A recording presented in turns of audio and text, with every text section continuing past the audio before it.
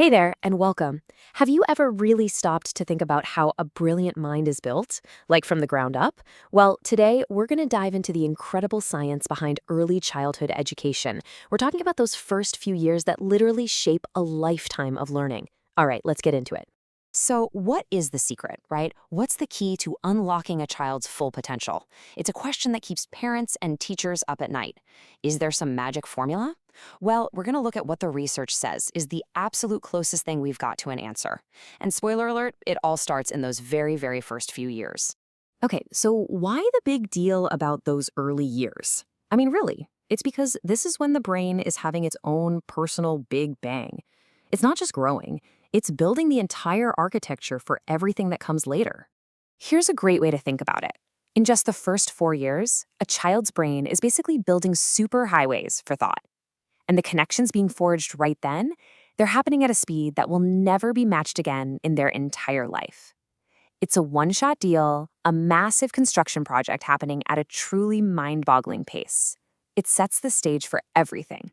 You know, this idea is so critical, it's actually been written into law.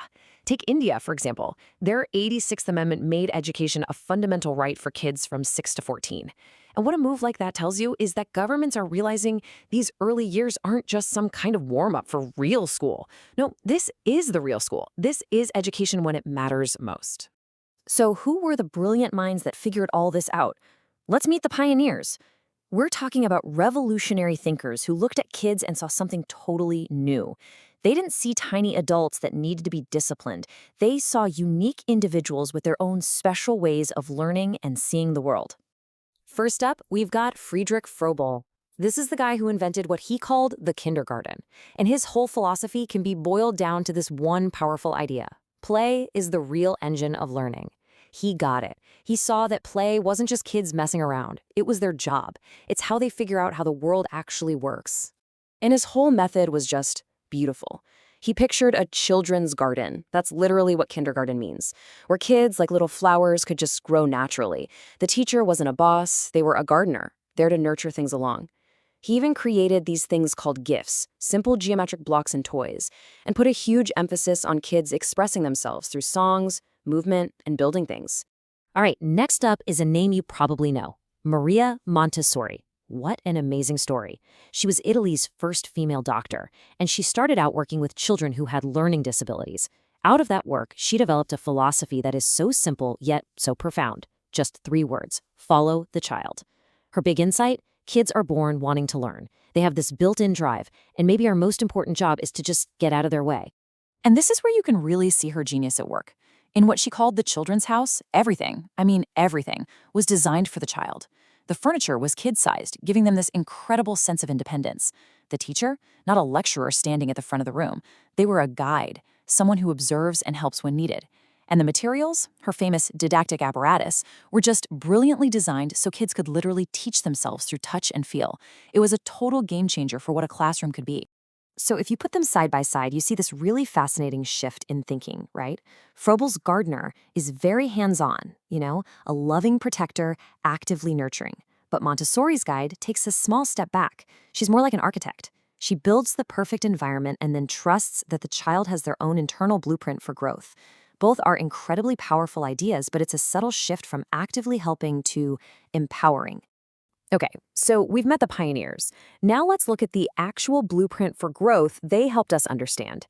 Forget about specific methods for a second. What are the universal rules that guide how any child learns and develops? First things first, we need to get a key distinction straight: growth versus development. They sound similar, but they're not. Growth is just about getting bigger. It's numbers, right? Height, weight. But development, that's about getting smarter, more capable. A child grows taller, sure, but they develop the skill to walk, to talk, to think. And that difference is absolutely crucial. And here's another thing. That development, it's not a straight line up. It's not a steady climb. This image of a spiral is just perfect for explaining it. Think about it. A kid makes a huge leap forward, like learning to crawl. But then they don't immediately start walking. They spend time just crawling, getting really good at it. They're consolidating that skill, and only then do they make the next big leap. It's this beautiful cycle of pushing forward and then locking it in. The psychologist Jean Piaget actually gave us a kind of roadmap for this whole journey with his famous stages. It all starts at the sensory motor stage. That's from birth to about 2 years old, when a baby is learning about the world just by using their senses. Tasting, touching, seeing everything. Then comes a massive leap, the pre-operational stage, where language kicks in and they start to think in symbols. After that, they hit the concrete operational stage, where logic starts to appear, but for real, tangible stuff. And then finally, the formal operational stage. This is where they get the superpower of abstract thought, thinking about what ifs and big ideas. It's a wild transformation when you lay it all out. But here's the thing, none of this incredible development, none of it, happens in a vacuum. To unlock any of that potential, a child's most basic, fundamental needs have to be met first. It is the absolute foundation for everything else. And Abraham Maslow gave us the perfect way to understand this with his hierarchy of needs. It's a pyramid, and you have to start at the bottom. It's just common sense, really. A kid can't learn if they're hungry or exhausted, right? They can't be confident and curious if they don't feel safe and loved. You have to build that solid base first. Only then can they even begin to climb towards the top of that pyramid, which is reaching their own unique, full potential. This table just lays it out so clearly. It's all connected. Look at it. Physical health and mental health are two sides of the exact same coin. Good food is just as important as unconditional love. A safe place to sleep is just as crucial as having the time and space to play. You can't separate them. If you want a child to truly, genuinely thrive, you need the whole package. Maybe Mahatma Gandhi said it best when he described true education. He said it's about an all-round drawing out of the best in child and man, body, mind, and spirit.